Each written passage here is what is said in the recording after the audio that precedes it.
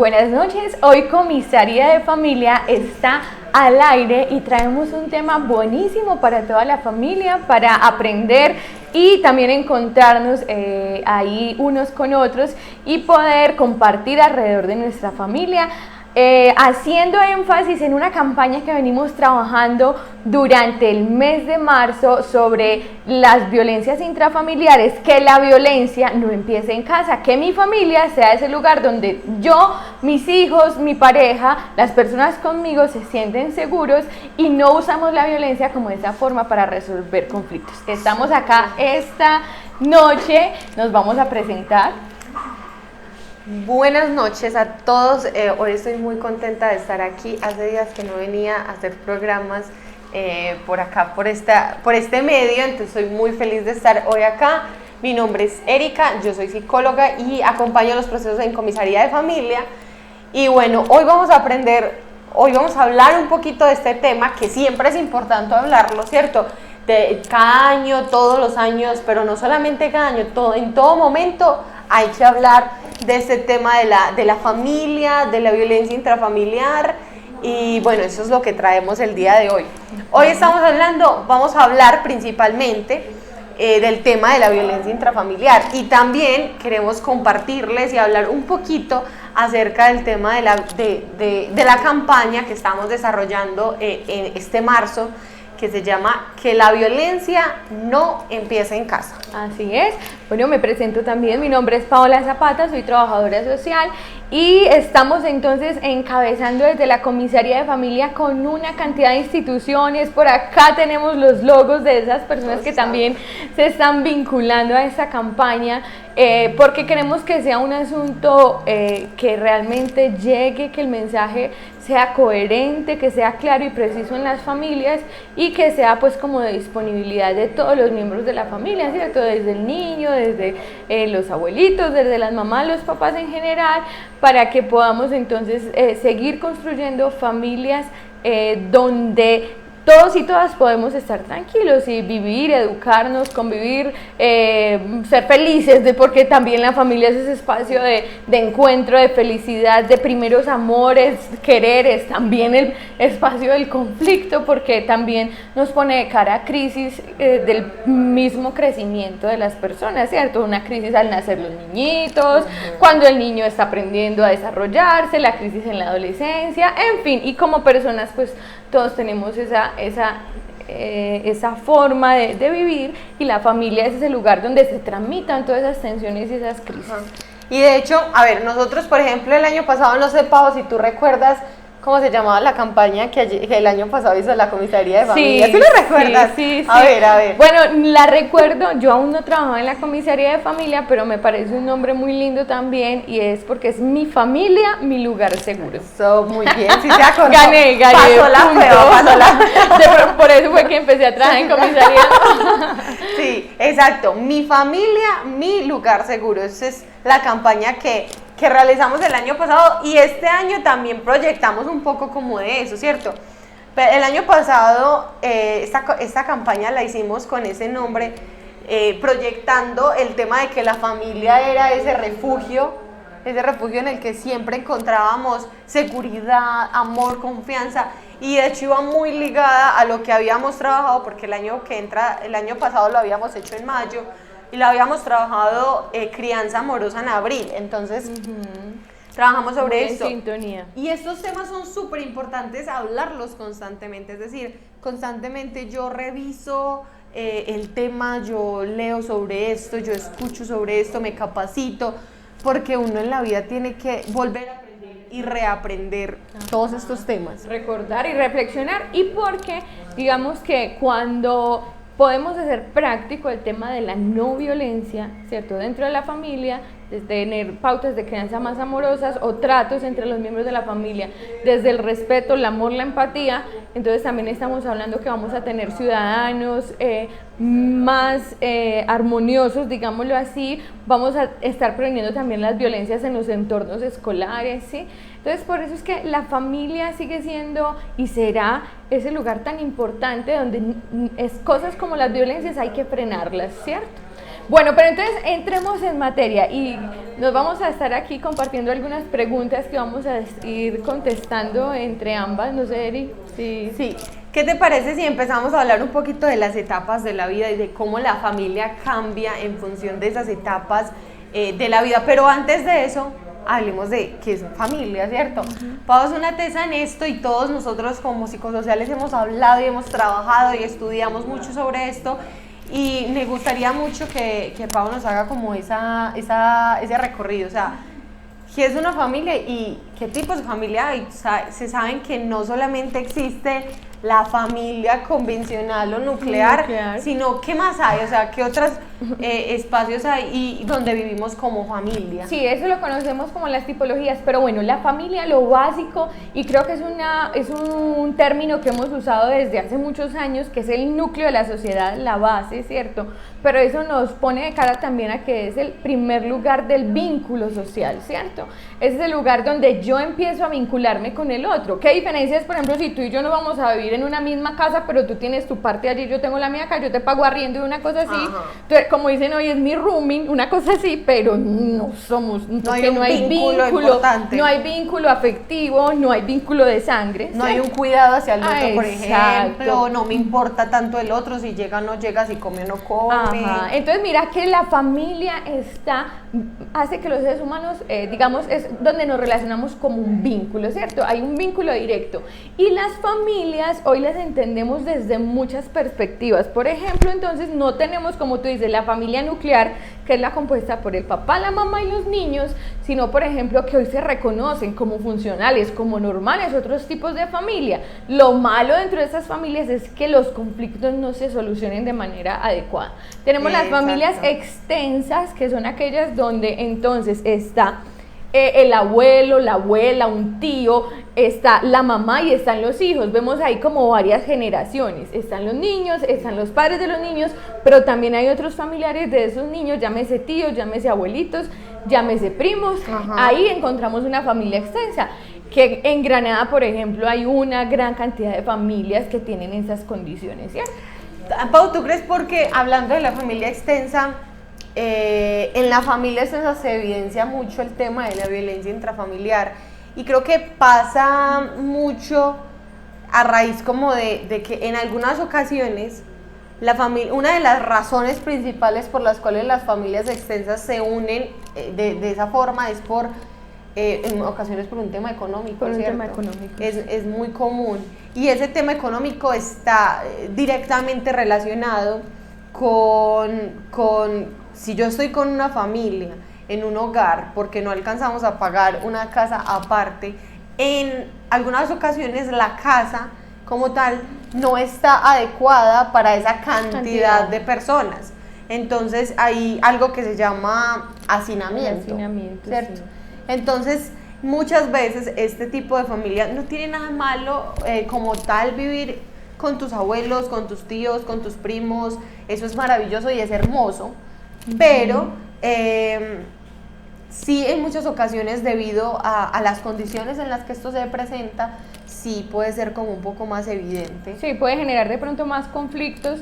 Alrededor de también tenemos diferencias generacionales significativas. También, súper importante. ¿Cierto? Por eso en una familia de esas, muchas veces ni siquiera los niños son las víctimas de las violencias intrafamiliares, sino los abuelos. Pasa demasiado. Pasa demasiado, entonces bueno. Conocemos así la familia extensa. También tenemos las tipologías familiares de familias que son monoparentales, donde vemos que es la madre viviendo con sus hijitos o el padre, porque puede ser el jefe del hogar, tanto el padre como la madre viviendo con sus hijos. A eso lo que hoy llamamos así como mujer cabeza de familia, ¿sí? Esa es otra tipología de familia y bueno, también tiene unas condiciones particulares allí de la forma, muchas veces el hecho de ese proveedor y esas relaciones con el proveedor también enseguida lo hablaremos, pero tienen que ser muy igualitarias porque también si hay una parte, un padre que no está presente viviendo ahí, pero sí tiene que estar presente en muchos otros asuntos. Por ejemplo, ahí, y pues yo aprovecho que vas trabajando, vamos hablando de las familias, pero también mirar cuáles son las particularidades en temas de conflictos dentro de ese tipo de familias.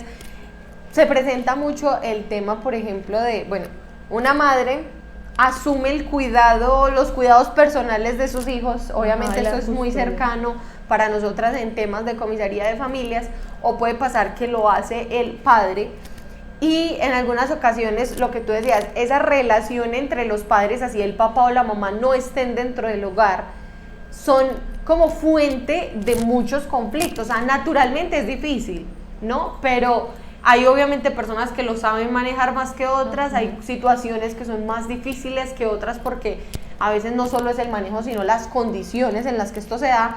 Y también pasa demasiado que en estas familias los hijos son involucrados dentro de ese conflicto de pareja. O sea, a diferencia de cuando las familias son nucleares o son familias más extensas, suele pasar un poco en esta que, por ejemplo, si él vaya, dígale a su papá, por favor, que pase el dinero de este mes. Entonces el hijo se vuelve en el mensajero, es que tu papá el mes pasado no hizo esto, o él tenía que entregar aquello, o es que tu mamá supuestamente ese fin de semana iba a estar contigo porque iba a hacer la visita, pero no lo hizo, o etcétera. Es muy complejo porque en esta hay una característica particular de esta tipología de familia, es esos conflictos entre parejas porque ya la relación no funcionó. Y acá es muy importante saber separar esas cosas, ¿cierto? Yo como mi rol de pareja que no funcionó, mi rol como esposa, a mi rol de mamá, ¿no? O sea, yo no puedo funcionar con mi pareja como pareja, pero puedo funcionar como padre, como papá de familia, es súper importante. Y es que hoy es el llamado también cuando tenemos no estamos juzgando la separación como tal. De hecho, hay muchas situaciones en las que las familias y los hijos están en mayor bienestar cuando sus padres toman esas decisiones, ¿cierto? Aquí el problema radica en cómo entonces vamos a resolver esos conflictos. Ajá. Dentro de esta tipología familiar es muy recomendable que los padres solucionen los temas asociados a los hijos sin tener que involucrar a los niños en ellos, ¿cierto? Para que ellos puedan tener sus necesidades satisfechas, cubiertas, emocionales, económicas, educativas, cognitivas, etcétera, ¿sí? Bueno, ya entonces hemos hablado de dos, la familia extensa, la familia monoparental, tenemos también la familia recompuesta, que es esa tipología familiar en donde hoy la conocemos así, y eso hasta en los libros se identifica como los tuyos, los míos y los nuestros, ¿cierto? Ajá, así le dicen. Así la decimos, es una familia en donde nos encontramos dos personas que ya hemos tenido una experiencia en otra familia y traemos nuestros hijitos, y luego también tenemos en esa pareja los hijos. Bueno, allí también eso en términos del vínculo y de la interacción pone un desafío muy grande también, porque ponemos a conversar dos familias o hijos que vienen de familias diferentes, y allí también habrá que adaptarse, acoplarse a la familia, y lo hemos visto, hay familias que de esa forma pues han tenido muy buenas relaciones, muy buenos vínculos, son familias sanas, pero también tiene esos retos. Bueno, entonces, no sé, Eri, si tienes algo ahí con esta tipología familiar. Por ejemplo, en esta tipología pasa algo que ha sido proyectado a veces en temas de películas y no sé qué, el tema de tener hermanastros, o pues lo que se dice así. La madrastra. O la madrastra, ¿no?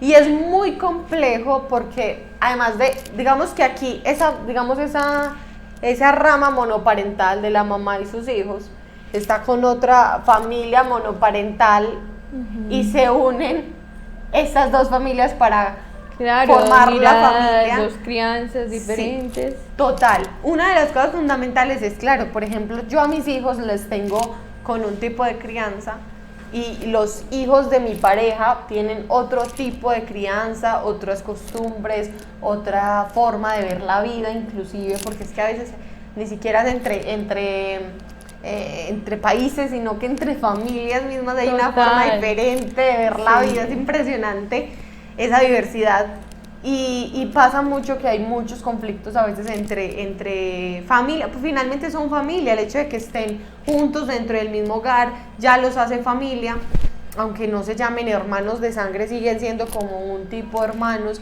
y hay un vínculo en muchas ocasiones, pero es a veces muy complejo. O sea, la adaptación que hay para los chicos a este tipo de situaciones puede generar grandes conflictos dentro del hogar. Y casi que en cualquiera de estas situaciones, la capacidad que tengan los padres para poder darle tranquilidad a sus hijos, proyectarle paz a sus hijos, estar abiertos a ese proceso de cambio que sus hijos están teniendo y ser hábiles a la hora de solucionar conflictos, porque los conflictos son naturales. ¿Quién no tiene conflictos? Ajá. Todos los días. Todos los días. Todos los días, en todo momento. El conflicto hace parte de la vida y es sano que existan, porque si no hay conflictos, si todos pensamos exactamente iguales y nos comportamos exactamente iguales, es una cosa terrible. Yeah. Entonces es natural que todos sintamos el conflicto, pero el problema acá y el tema de la violencia germina en cómo yo soluciono ese conflicto. O sea, yo tengo un conflicto con mi hijo de 3 años porque él no se quiere bañar. O sea, yo tengo conflictos por eso, pero yo decido si a mi hijo de 3 años o con paciencia hago todo un proceso para que eso se dé y logremos que él se bañe, o logremos llegar al acuerdo de que se va a bañar después de jugar o después de comer, porque no quiere bañarse, es porque quiere comer primero. Puedo llegar a un acuerdo con él o soy violenta con él para generar ese conflicto. Entonces, estas familias usualmente tienen pues como esa característica. ¿Qué otro tipo de tipología de familia tenemos? ¿Qué otro tipo de familia tenemos frecuente acá en el municipio de Granada?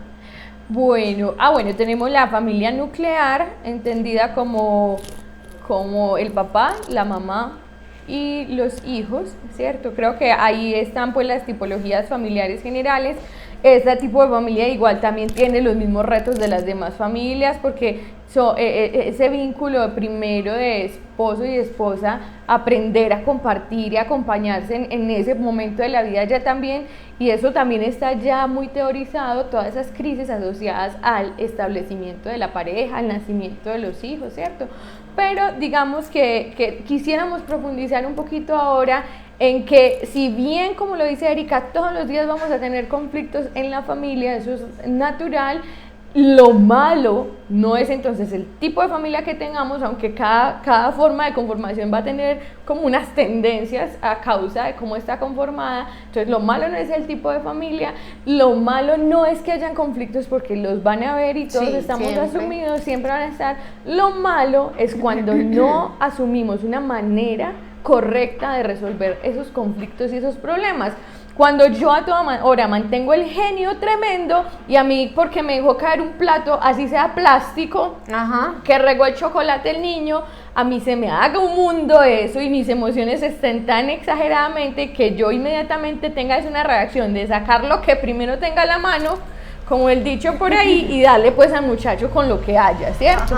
Eso sí es un problema, porque educar con violencia es ahí donde vamos a encontrar una cantidad de conflictos. Bueno, y recuerden que las violencias se pueden ejercer en la familia hacia los más vulnerables. Uno dice, bueno, hay una violencia intrafamiliar que está asociada al niño, porque es un niño pequeño, que yo todavía lo puedo, pues como que se deja, uno diría, que es vulnerable porque es menos fuerte, más pequeño, entonces los grandes podrían abusar de su integridad. Pero también esas violencias pueden ser entre las parejas.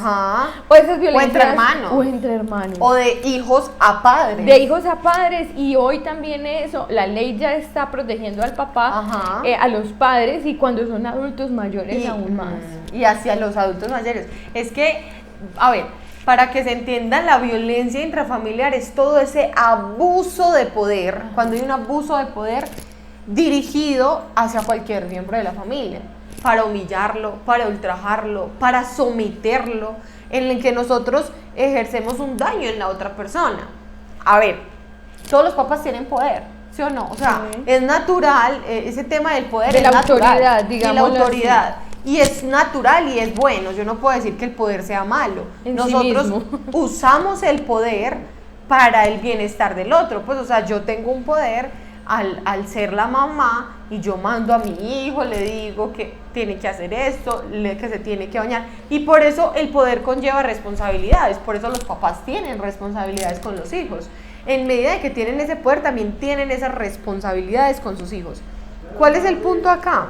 El punto acá hay algo súper importante, es que yo no puedo abusar de ese poder para lastimar a la otra persona, ¿cierto? Entonces, es ese lastimar a la otra persona con ese poder. Con ese poder, claro, viéndolo vulnerable, aprovecharme de esa condición de alguna forma para querer que pase lo que yo quiera que pase, ¿cierto? Exacto. Por ejemplo, ¿qué pasa cuando yo tengo ese poder de fuerza? Cuando yo soy más fuerte, supongamos que la otra persona, ya sea porque él es un niño y yo soy un adulto, ya sea porque la otra persona no se defiende cuando yo intento agredirla. ¿Qué pasa cuando hay eso? ¿Qué Pues, tipo de violencia se puede dar creo ahí? que se da mucho la violencia física y ahí entonces tendríamos que hablar como de qué tipos de violencia existen, Ajá. ¿cierto?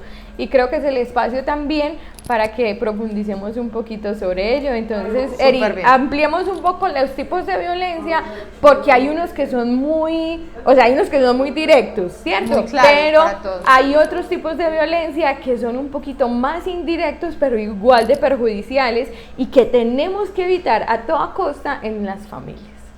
Bueno, entonces vamos a hablar de, bueno, existen varios, pero vamos a nombrar 5 nada más por lo pronto, porque son como los más claros y los más sencillos de trabajar. Uno de los principales es la violencia física, la que estábamos hablando aquí. Y la violencia es cuando yo abuso de ese poder y daño el cuerpo de la otra persona o las pertenencias de la otra persona. Yo quiero que quede claro algo, porque pues yo creo que este es uno de los menos explicables, porque sabemos, pues es claro y es el más evidente. Hay un moretón, hay una porrión, hay una marca del golpe, o hay algo que nos deja claros que hubo una violencia física. En este tipo de violencia también se incluye las violencias a la propiedad, es decir, si yo cojo el celular de Paola que está aquí al lado, se lo arrebato, este es el celular de ella lo tiene, a ella le pertenece, y en un ataque de rabia, yo le quito el celular a ella y se lo tiro y se lo estallo al piso, eso es un tipo de violencia que se incluye dentro de la violencia física, daño a la propiedad. O yo estoy en tu casa también. y yo también algunos lo llaman patrimonial, pero llamándolo dentro de estos 5 principales, dentro de la física se incluiría el daño que yo le puedo hacer a la propiedad de la otra persona o a las cosas que le pertenecen a la otra persona. Y muchas veces esto se da por dificultades en controlar esos impulsos, porque todos sentimos rabia y la rabia es una emoción básica, primitiva. O sea Y que buena. por parejo todos podemos sentir rabia, ¿cierto? Todos. De hecho, nosotros no podemos controlar, está demostrado que tú no controlas la emoción que tienes. Tú no puedes decir, hoy voy a sentir menos tristeza, hoy voy a sentir más alegría. Como tal, no se controla eso. Lo que tú controlas es la respuesta emocional. O sea, yo te puedo sentir rabia porque no me gustó lo que Paola me dijo, pero yo puedo decidir si cojo y pum, le doy un golpe, o si digo... O si hago un diálogo contigo y te digo, o si pongo el límite, digo, qué pena Paola, pero no me gustó que me hubieras dicho eso, ¿me entiendes? Es diferente porque yo puedo tener una respuesta emocional o puedo evitar o puedo ponerme a llorar. O sea, la respuesta que nosotros damos ante la emoción, Esa sí es responsabilidad de cada esa sí uno. es nuestra responsabilidad, exacto. Entonces mucha gente dice, no, es que yo le pegué porque ella me hizo, o es que yo te pegué porque me cansaste, no sé qué. No, tú le pegaste porque esa es tu responsabilidad. Fuiste tú, le pegaste y no puedes asumir que fue el otro. No es culpa del otro, es culpa tuya. Ajá. Sí, yo puedo sentir rabia, el otro puede hacer algo que a mí eso me molestó, pero no es culpa del otro. Yo fui la que asumí y la que hice el acto. Es mi responsabilidad. Entonces es muy importante a la hora de hablar de violencia física, hablar de ese tema. ¿Cierto? No podemos responsabilizar al otro de los golpes. Ahora, que el golpe educa. ¿Tú qué piensas, Pau, de eso? Pues digamos que esa fue una concepción y que todavía está, que por ejemplo la letra con sangre entra, ¿cierto? Y creemos, o sea, eso a las malas a uno le toca, ¿cierto? Pero eso causa pues unas cosas súper tesas, por ejemplo hay muchos, yo conozco, porque cerca de mi familia, por ejemplo, esta gente que desprecia por completo una institución educativa. o que no quiere volver a saber nada de estudio porque siempre su recuerdo con el estudio fue a los golpes, asociado a violencia. Asociado a la violencia, formas de aprender a las malas y el aprendizaje debería de ser algo en general desde casa y a nivel institucional que es tan bueno, tan rico, que a mí me apasiona y me guste y no sea algo que me trauma antes, ¿cierto que sí? Obviamente dentro de la parte académica hay muchos retos con nuestros chicos y chicas, pero sí tenemos que motivarlos es desde esa posibilidad que ellos vean en el aprendizaje y no desde que la letra con sangre entre sus tesos, esos dichos populares que hemos acogido que son tan dolorosos realmente y que causan tantos daños a nivel cognitivo y del proceso de desarrollo de los seres humanos. Sí, total. Entonces yo creo que aquí pues es importante resaltar ese tipo de violencia porque hace muchos años nos dimos cuenta que ya no sirve. Que esa no es la forma. Que no es la forma, que no sirve, que en realidad nos terminamos dañando, que por eso somos un país violento. O sea, tú no puedes acabar con violencia la violencia, Ajá. Porque pues tú cómo le puedes decir a tu hijo que no le pegue a su compañero de clases si cuando tú tienes un pequeño conflicto lo primero que haces es golpearlo.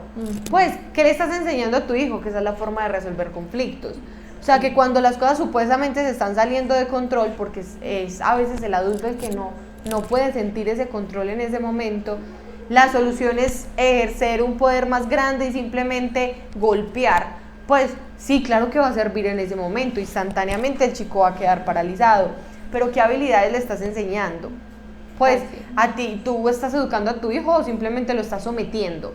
Porque para someterlo, pues, pero hay que educarlo, o sea, y los papás en general que hacen esto no lo hacen porque no amen a sus hijos, es porque a veces no sienten que tienen la herramienta o porque ser papá es difícil. Es que la paternidad es maravillosa y la maternidad es hermosa, pero es muy difícil. Nos ponen de reto a la vida a movilizar muchísimo el cómo ser un buen padre y cómo ser una buena madre. Muy bien dicen que la maternidad y la paternidad es algo instintivo, ¿cierto? Yo sé que eso tiene muchas aristas y unos dicen que sí, otros dicen que no. Yo creo que las dos cosas, o sea, hay cosas que sí, como padres y madres como que nos sale, pero hay cosas que hay que aprender, porque si uno no nace aprendido y a veces uno se esfuerza en aprender otras cosas, pero no a ser un buen padre y una madre. O sea, nuestros hijos requieren que nosotros aprendamos a brindarles una buena educación. Con ese tema de las violencias también físicas, ahí yo no quisiera pasar de alto que también las mujeres podemos ser muy frágiles y vulnerables en las violencias de género dentro de las familias, ¿cierto? Y que también hoy no es concebible, y yo le hago el llamado a toda la comunidad granadina en que tampoco estemos aceptando ese tema de que porque te quiero te aporrio entre la pareja. Ajá. No es que nosotros nos amamos pero nos damos duro. No, o sea, porque esa forma de relacionarnos realmente no es amor y necesitamos romper y insistiremos desde todos los digamos estamentos, desde donde estemos, que la violencia de género, la violencia del hombre hacia la mujer o la mujer hacia el hombre no tiene ninguna justificación. Que me fui infiel, pues una cosa muy tesa, ¿cierto? Muy tenaz, sí, pero por eso tú no le vas a acabar a la otra persona. Pues habrán otras formas de solucionarlo, habrá una separación o un perdón o no sé qué, todo menos coger a la otra persona a golpes, ¿cierto? A dañar su físico. Mira, por ejemplo, estos casos tan tesos que hay de hombres que tiran ácido a mujeres. Súper complejo. Pues uno dice, ¿qué clase de persona es esa? O sea, uno humanamente, ¿cómo hace eso? Sí, o sea, es que ácido es y que quedan rostros totalmente desfigurados y no sé qué. Entonces, eso hoy en día tiene que ser y seguirá siendo cuestionado y no lo podemos permitir, y es un llamado a toda la comunidad de Granada a que estas violencias de género también tengan que desaparecer pues como de las casas, de nuestras casas. Totalmente. Bueno, ahorita hablemos de otro tipo de violencia que es súper importante, súper común. Yo creo, yo sí creo que sí, que es más común que la violencia física, porque vamos a hablar de la violencia psicológica, psicológica o verbal, que esta violencia me parece muy compleja porque, de hecho, una cosa importante es que la violencia psicológica se empieza a dar desde muy iniciada la relación. Es decir, uno sí puede identificar qué tipo de personas o parejas van a ser en el matrimonio ya maltratadoras. O sea, por ejemplo, muchas personas dicen, no, es que yo no sabía que él era así fue que me resultó y ya estoy casada, ya me tengo que quedar allá. Ajá, pero no, la realidad, eso no pasa, y muchas veces las familias lo que dicen, él va a cambiar, yo lo voy a cambiar, ¿cierto? Eso es como una falacia, eso es una mentira, o sea, sí, hay cosas que si no se transforman en un periodo de la vida, son tensiones que si no se les pone límite en el momento indicado, eso se va a dar para muchas cosas. Eso es cierto, y por ejemplo en el tema de la violencia psicológica pasa demasiado. A ver, en esa violencia psicológica se da mucho desde el noviazgo, y la violencia psicológica puede empezar desde el tema de los celos, por ejemplo.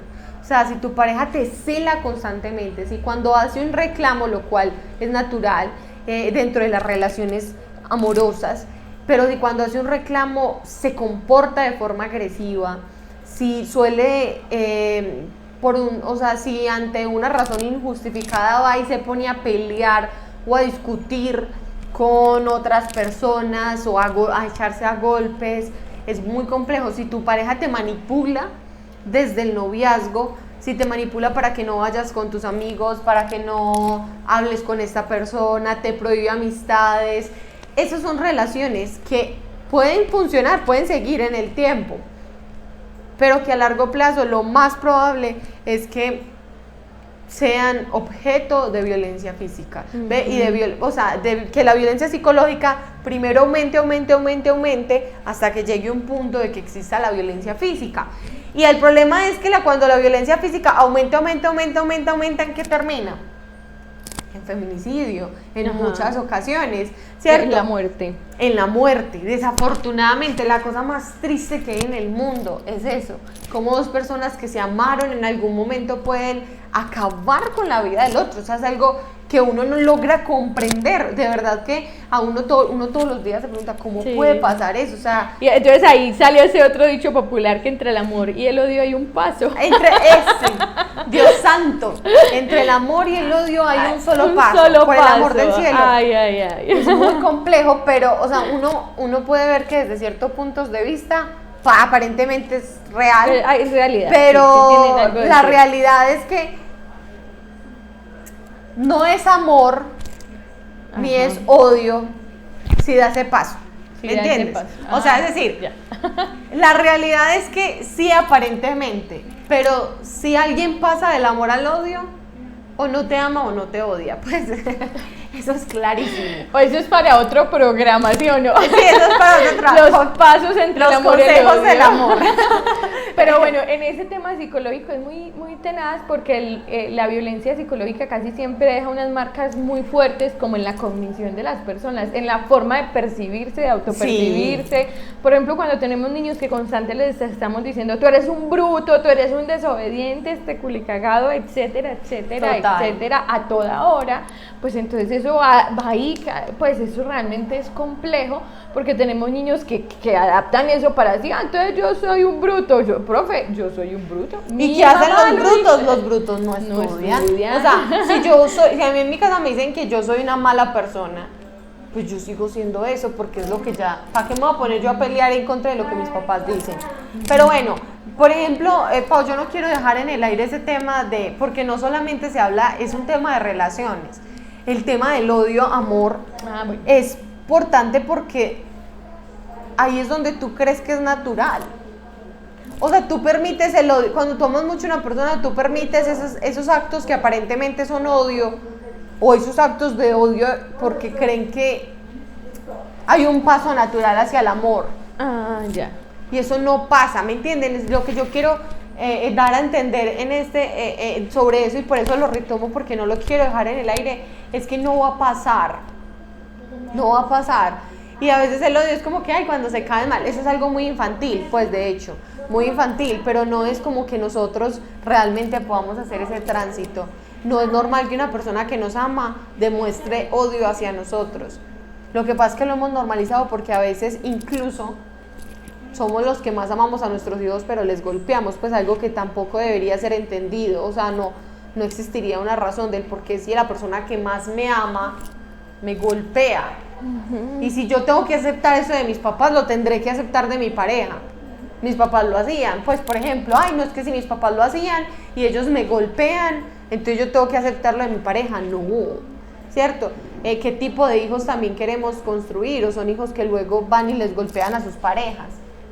Es como una proyección cultural también cuando perpetuamos la violencia generación tras generación, porque eso sí está dicho, que un niño que es educado en un entorno violento tiene mayor probabilidad de repetir esa historia. No estamos diciendo que la va a repetir, lo va a hacer, que siempre lo va a hacer, porque igual los seres humanos somos muy multicausales, ¿cierto? O sea, un asunto a veces lleva a eso, pero no siempre, pero sí es un indicio grande de que ese hijo mío, educado en ese entorno violento, va a tener con su pareja las mismas conductas y hasta lo puede hacer de forma inconsciente. Bueno, vamos a pasar a otro tipo de violencia y esta ojalá pues nos ponga muchísima atención, y es el tema de la violencia sexual, porque las familias también son escenarios en donde se ha visto, eso no es una cosa pues extraña para el mundo, donde más se cometen temas de abusos sexuales. Hay veces quisiéramos que fuera un entorno protector, pero bueno, miremos este tipo de violencias sexuales que se pueden dar en la familia o que se pueden permitir, en fin. Bueno, una violencia sexual básicamente se da cuando una persona obliga a un acto sexual sin un consentimiento de la otra persona. Punto. Incluso voy a decir una cosa, aquí la palabra clave es consentimiento, y hay que pensar que hay gente que puede dar el consentimiento y gente que no puede darlo. Es decir, en general nosotros cuando estamos, o sea, digamos, si una persona está borracha, no está en la capacidad de dar el consentimiento. Es decir, que siempre va a ser, o sea, siempre va a ser de alguna manera un acto inadecuado el hacer que la otra persona tenga relaciones contigo. Si una persona está borracha, si es un niño, nunca va a estar en capacidad para tener consentimiento. A ver, de hecho la ley colombiana de alguna manera habla del tema de las relaciones sexuales con menores de edad, que es un tema muy delicado. Pero existe un agravante dentro de algo que ya es grave. Existe un agravante, y es que a los menores de 14 años, según la ley colombiana, no existe la forma en que ellos consientan, es decir, ellos no están en capacidad de consentir sexualmente. Es decir, que así el adolescente de 13, 12 años sea el que supuestamente invite o quiera o busque el acto sexual, la otra persona mayor de edad va a estar cometiendo un abuso sexual, un delito sexual. Eso tiene que ser súper claro. Entonces, por ejemplo, ellos no pueden consentir. ¿Qué otras personas no pueden consentir? Personas que estén en condiciones de discapacidad mental, por ejemplo. Y eso pasa física mucho. También, porque también nos hemos encontrado con ese tema, ¿sí? Exacto.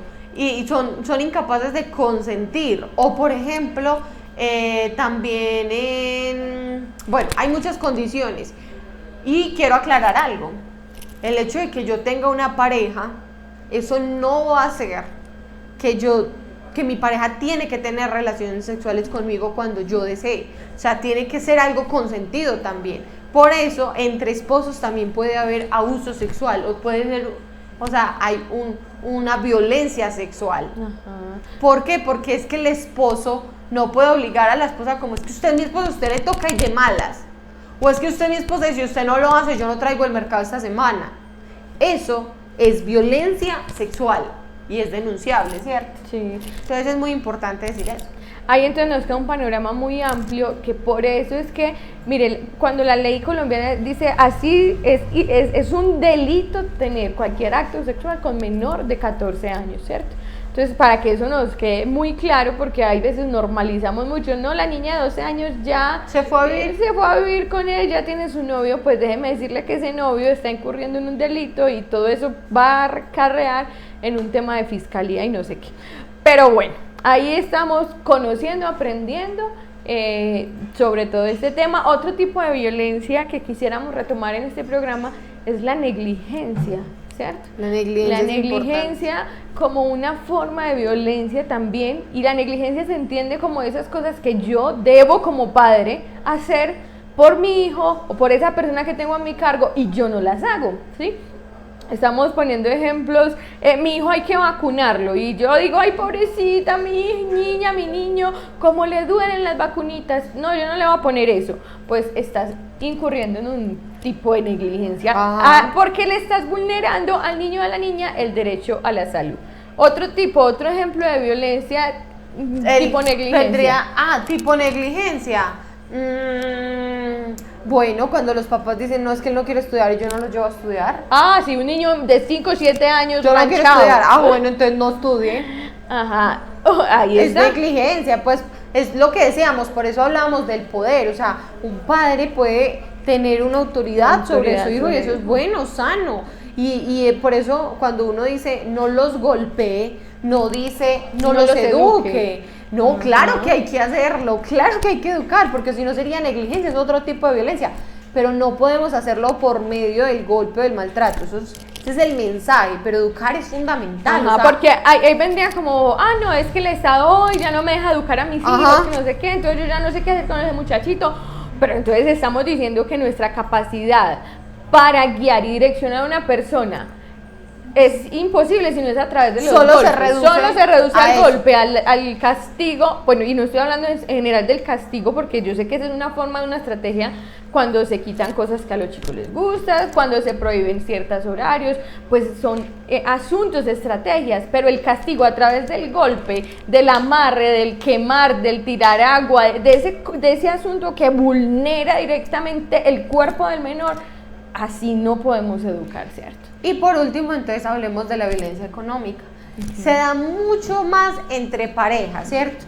Por ejemplo, cuando el esposo tiene su dinero, su parte económica, o es el que genera ingresos de la familia, la mujer también trabaja porque cuida el hogar, pero es un trabajo no reconocido y no remunerado, desafortunadamente.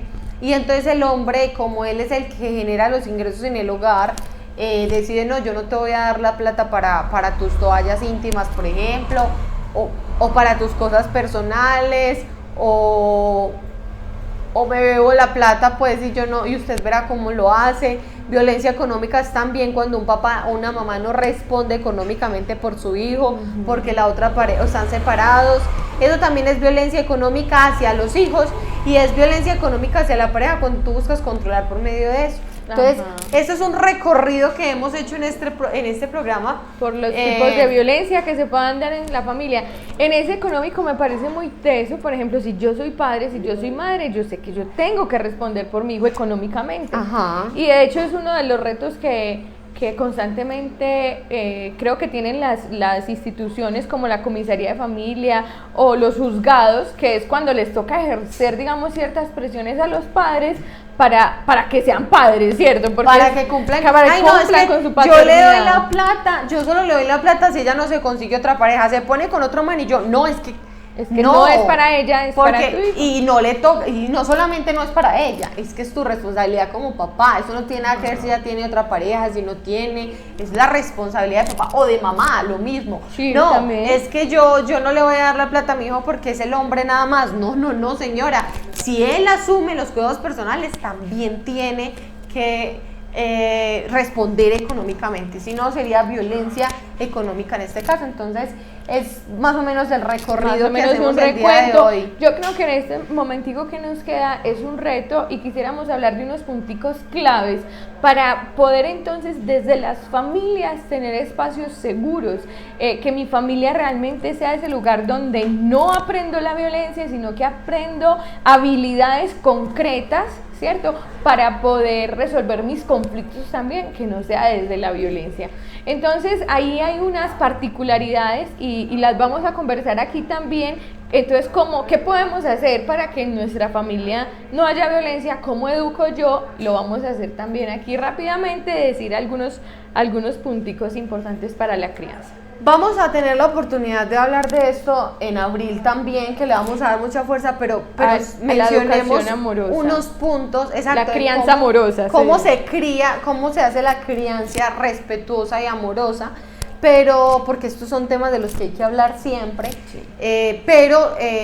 Aprovechando este espacio, quisiéramos hablar de que hay cosas fundamentales a la hora de educar en la no violencia, pero lo primero y lo más fundamental es fortalecer el tema del diálogo. O sea, el diálogo se vuelve la herramienta de la contraparte para poder nosotros decir que yo no utilizo la violencia, sino el diálogo es una de las mejores herramientas, porque y también entender cuál es la responsabilidad del otro, ¿cierto? Yo no puedo atribuirle a mi hijo maldad porque no me quiere recibir comida y tiene 3 años, pues yo no puedo pensar que mi hijo está actuando por hacerme un mal a mí, ni tomarme las cosas de forma personal, o a veces no confundir todo el estrés de ser padre con que es que este berraco no le aguanto nada porque estoy estresada, porque estoy agotada, entonces lo primero que hago es golpear. Entonces, el amor incondicional, el diálogo, trabajar o educar a través del respeto. El respeto va desde los papás y desde la casa. Si yo no respeto a mi hijo y no soy capaz de respetar su cuerpo como para no golpearlo, él no va a aprender a respetar a las demás personas y a no golpear a las otras personas.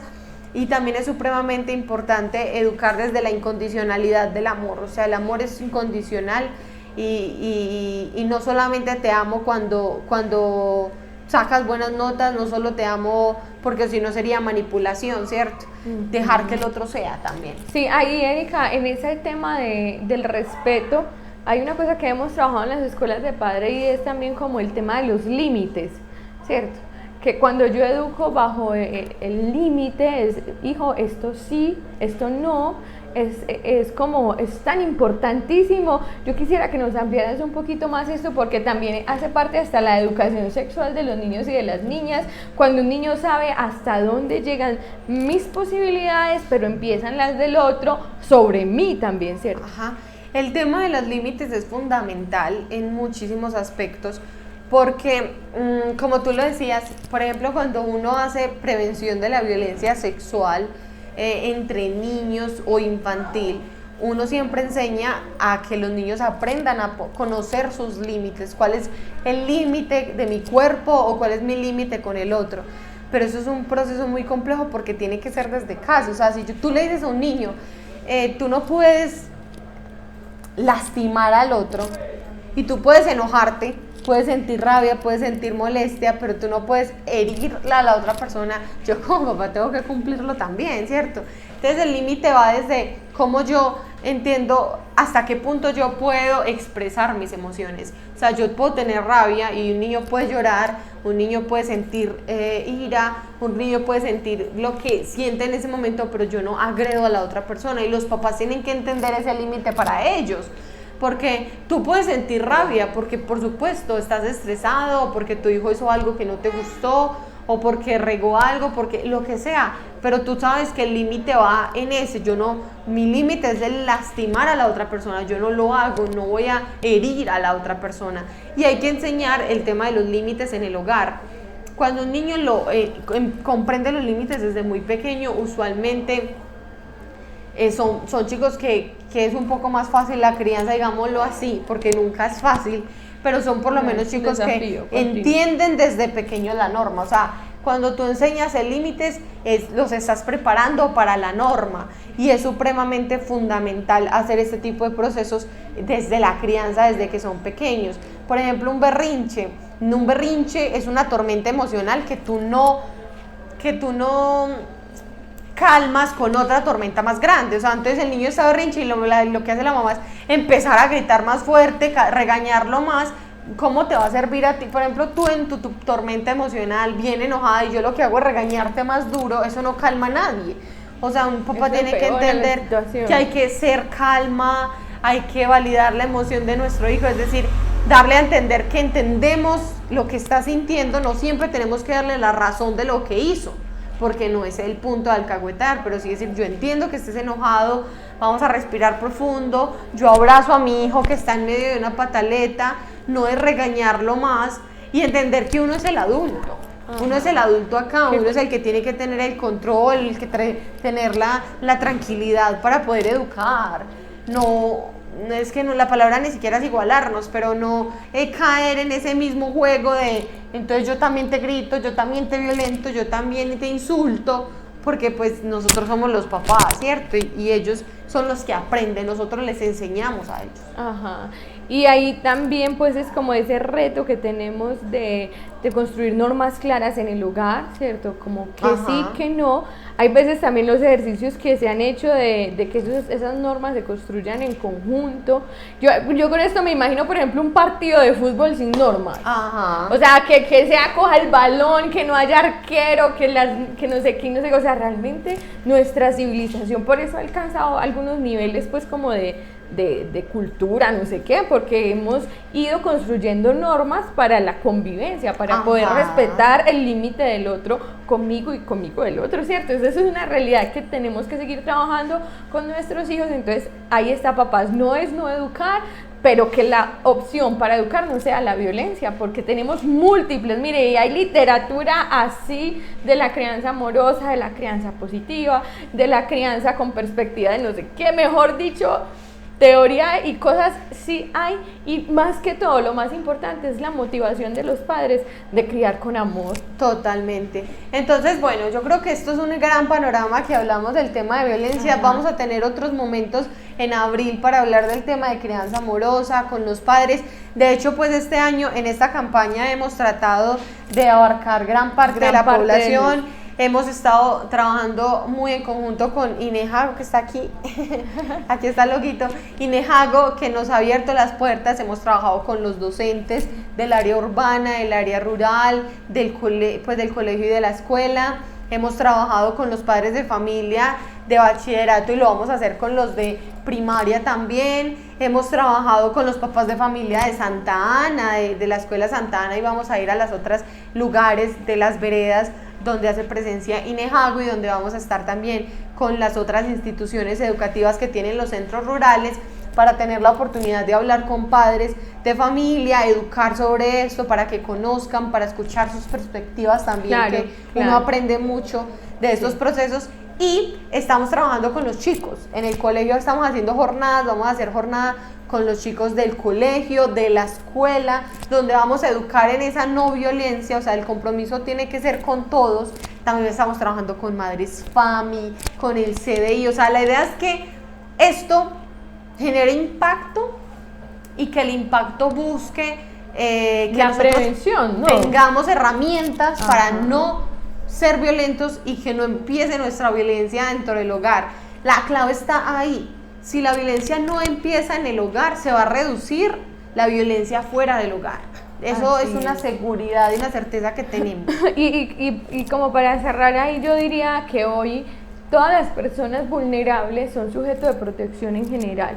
Si hacemos una perspectiva en el tiempo, hace unos 200, tantos años, los niños, las mujeres en general, todo era objetos, era como, usted tuvo hijos, haga lo que usted quiera y levántelos como usted quiera. Como pueda. Ni siquiera el concepto de infancia estaba bien delimitado y se creía que el niño era como un adulto pequeño, un adulto en miniatura, una cosa ahí, pues no cosa ahí me refiero, pero sí, estábamos hasta muy cosificados en la edad de la infancia. Entonces usted lo podía amarrar a la pata de la cama porque era muy disciplinado, ahí llévale la comida y todo. O sea, el único que tenía derecho era el adulto, pues porque era el que elaboraba, y eso que a veces ni la mujer, porque no era la que aportaba a la sociedad, ¿cierto? Exacto, y esto hoy ha cambiado, ¿cierto? Usted no, o sea, si uno encuentra un niño amarrado a la pata de una cama hoy, eso, Dios mío, eso da unos temas legales muy tesos. Entonces ya, digamos que todos los trapitos sucios no se lavan en la casa. Antes sí, ¿cierto? Antes sí. Hoy estamos diciendo, los que usted no es capaz de solucionar en casa, si usted está usando la violencia como forma contra su hijo, contra su mujer, hasta los animales hoy en día tienen protección, tienen derechos, ¿cierto? Y no estoy desmeritando eso, pero imagínate nosotros como personas, ¿cómo no proteger el de nuestros niños? Entonces todos y todas somos sujetos de protección de los más vulnerables. Por eso es que si yo veo veo una violencia por allá en la casa de un vecino mío, yo puedo ir y denunciar esa violencia, y lo puedo hacer de forma anónima, pero por favor verifique, porque a mí me interesa, ese hijo de ella también hace parte de mí como ciudadana, ¿cierto? Entonces ese llamado a todos a que estos tipos de violencia los conversemos. Uno puede tener muchas formas, pero también hay instituciones que hoy resuelven estos conflictos, o por lo menos acompañan, o por lo menos también está legalizado y hay una parte jurídica que protege al más vulnerable, ¿cierto? Entonces vamos con toda con esta campaña en pro de prevenir la violencia intrafamiliar. Una cosa sí, pues, ya la tensión es tan tesa, ¿cierto? Nos pone de cara un poco de cosas y lo hacemos, pero qué bueno es que nos abanderemos con prepararnos a ser padres y madres que ejercen su paternidad y su maternidad con amor, desde el amor. Bueno, entonces yo creo que ya con esto damos cierre también a este espacio y gracias a todos los que nos están escuchando el día de hoy, en esta noche, porque para nosotros es fundamental tener la oportunidad de enseñar y trabajar acerca de esto. Entonces, para nosotros es fundamental y agradecemos a todos los que nos están viendo en este momento. Esperamos que se unan y que se vinculan a todas las actividades que hacemos con la campaña y también esperamos que en estos próximos meses sigamos debatiendo y hablando de estos temas tan importantes. Claro que sí, Abados TV por la oportunidad que nos da de poder dar a conocer a toda la comunidad granadina este tema. Bueno, entonces esperamos que tengan una feliz noche, agradecemos a todos por estar viéndonos en este momento y bueno, esperamos vernos en otros espacios para seguir hablando sobre que la violencia no empiece en casa. Hasta una próxima oportunidad entonces.